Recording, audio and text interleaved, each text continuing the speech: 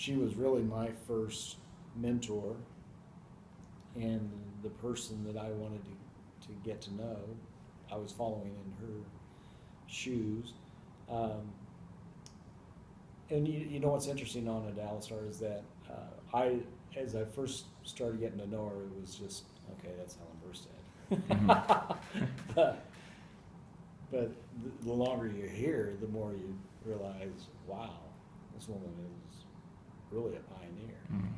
And the thing is about that is that in our very first time I ever met her, I made contact with her and she came into my office and very, very low key, very humble, very self-effacing, and just had a great visit with her. She's very easy to visit with, and so that was that. She never took credit for anything.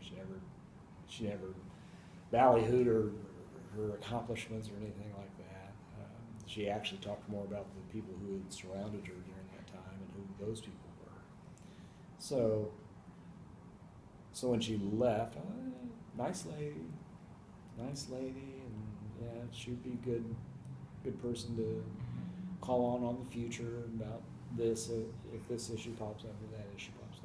But man, when you begin to kind of move around town a little bit more, and people knew then I was also the new executive director, and invariably those conversations would turn to Helen. Mm-hmm. And of course everybody just spoke glowingly of her, and I began to realize I was in the presence of greatness. So yeah, she and I became really good friends, I think. And I just really admired her. She was, gosh, I'm trying to remember if she wasn't much over 5 foot. I don't know if anybody's told you that. She wasn't very tall. Wasn't much over 5 foot, and pretty good athlete though, as I found out also. And I think that's why she majored in PE. Yeah. She's a pretty good athlete. And so, and just a bundle of energy. And she wouldn't take no for an answer. So, and she could motivate people. And again, you hear this from other people, really not from Helen, but if she wanted you to do something or thought you should be a part of it, she could get you. She'd get you plugged in. So, fantastic. Yeah, and just really nice. I mean, gosh, when Helen approached you and she thought you ought to be doing something, it was just so easy to say yes to her. She was just that way. Great heart, good heart, just a really good all-around person. And so did you work with her much then, or was it an off and on kind of thing? No, I as I said, she was my mentor, so I relied on, she knew all the ins and outs of the United Way, especially local. She knew everybody in town. Okay. She knew all the contacts. She knew everything. So she was a really good resource person for that. By the time I came to town, because she'd been the executive director a long, long time, so by the time I came to town, she was already, gosh, how old was she? But she was basically ready to, step aside, and take a deep breath, and just relax. She loved playing golf. She loved playing golf. I was a pretty good golfer too. Yeah. So she was more a resource person. Mm-hmm. If I had an issue or if I wondered about this person, I could give Helen a call and we'd visit. The old Mellings restaurant used to be out on the north end of town there. We were way too young. But we'd meet out there for breakfast and visit and talk about whatever we needed to talk about. So just a really good resource person, good support person too. She, I came in as really green to the one, actually green to the United Way. I didn't really have any background in the United Way at all. But she was such an encourager and just, you'd meet with her and you'd say, oh, this is going to be good. So that's who she was. She just always was positive. She had a deep, gravelly voice. And I'd ask her something, she'd go, well, Dad. And then go into her answer. But yeah, just a real distinctive voice and just a fireball. And can you, I guess, say, from your point of view, being your predecessor, the impact United Way has had on the community? Oh, it's huge. Yeah, yeah. Gosh, I think Alistar, they started probably when they started. Of course, part of the motivation for Helen was the Warren Achievement Center, and especially the school just trying to get as much funding as they could and support. Well, one way to do that obviously is through United Way, but the town didn't have one. Warren County didn't have one. So I know that was part of the motivation. So Warren Achievement became one of the original agencies. So I think they started like with 12 agencies, maybe something like that, and Warren Achievement being one of them. And now it's something like 31 agencies that are supported by the Warren County United Way. I think it's around 30, and the goal isn't that large every year. You know, it still is a small United Way. The annual goal is only typically, probably 180, 190 thousand a year, and then that gets spread out over the agencies. But for this size county to have a United Way that is able to raise that much money, that's pretty significant. Then also, I don't know if anybody's told you, there's a gentleman out in Kirkwood. You may not know where Kirkwood is. It's a little town out here. When he passed away, he established an endowment for the Warren County United Way, and that endowment's probably $2.6 million. And so that became a part of the Warren County United Way, and the Warren County United Way turns around and grants out money from that, along with taking care of office expenses. So, and that doesn't pertain to Helen so much, but it does talk about, it is still part of her legacy, because that endowment became a part of the United Way while Helen was the executive director. And when you look back through the relationships that got that endowment going, there's a pretty strong connection between the person who first suggested it and Helen. And so that's kind of nebulous, but still there's that connection. So there's very few United Ways in the United States who can say that 100% of all donations ends up going to our agencies, because very few United Ways in this size of a population center have endowments. That's practically unheard of when you begin to look around the United Way, like Portland. Obviously, they probably got a gazillion in their endowment, something like that. But you don't see that out in these smaller towns, and so it's a very strong, viable organization. So. And Helen's the pioneer, and there were other people who helped her.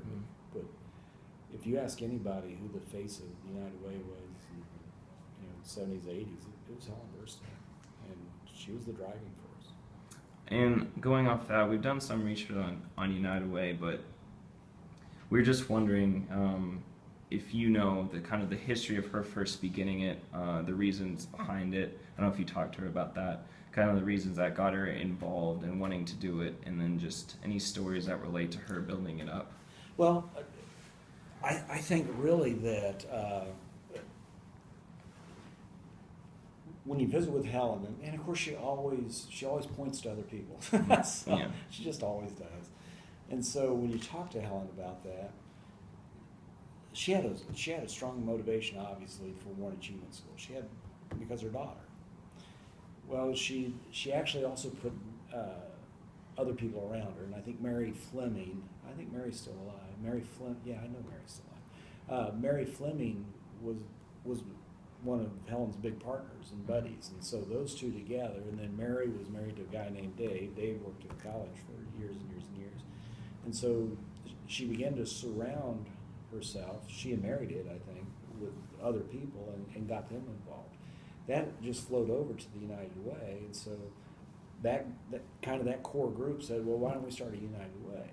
And so that's what they did. And Helen was not, she was not against going door to door and calling up people and saying, hey, I either need you or I need your money.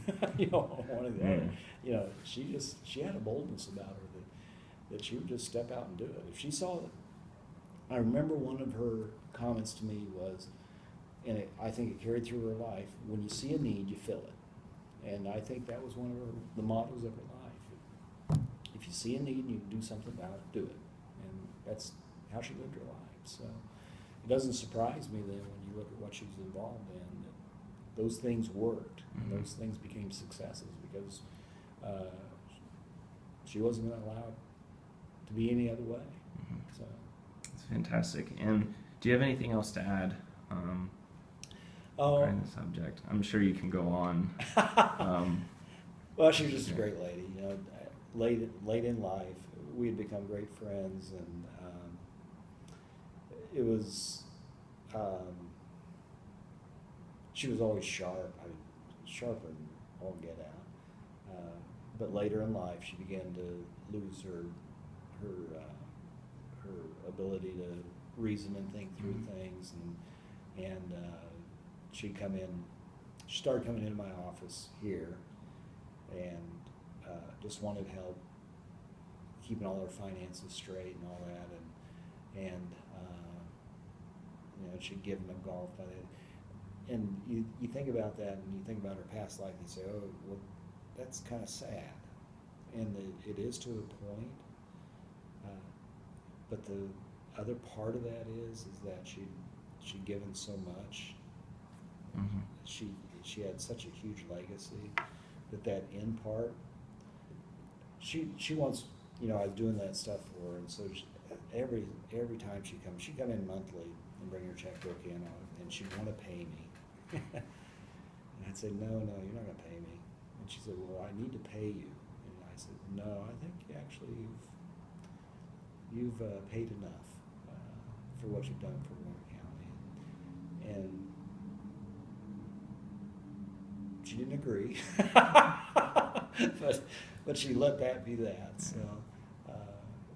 So it was a good ending. In my mind, even though it was sad to lose her, and sad to lose a good friend, in my mind it was a good ending. And as she digressed more and more towards not being able to take care of herself, it was still good. I don't know. At that point, her family, I think, probably had a lot more to do with that aspect than I did eventually. But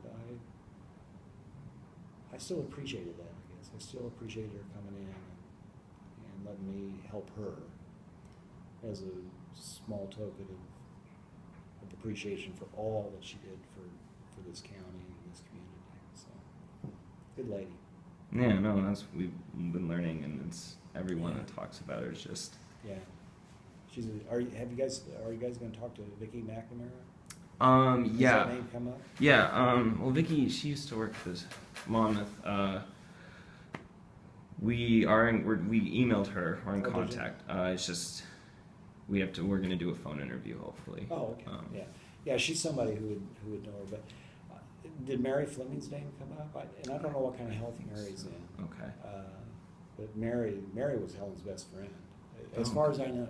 Okay. Yeah, I'm almost sure they came to town together. They were roommates together before they both got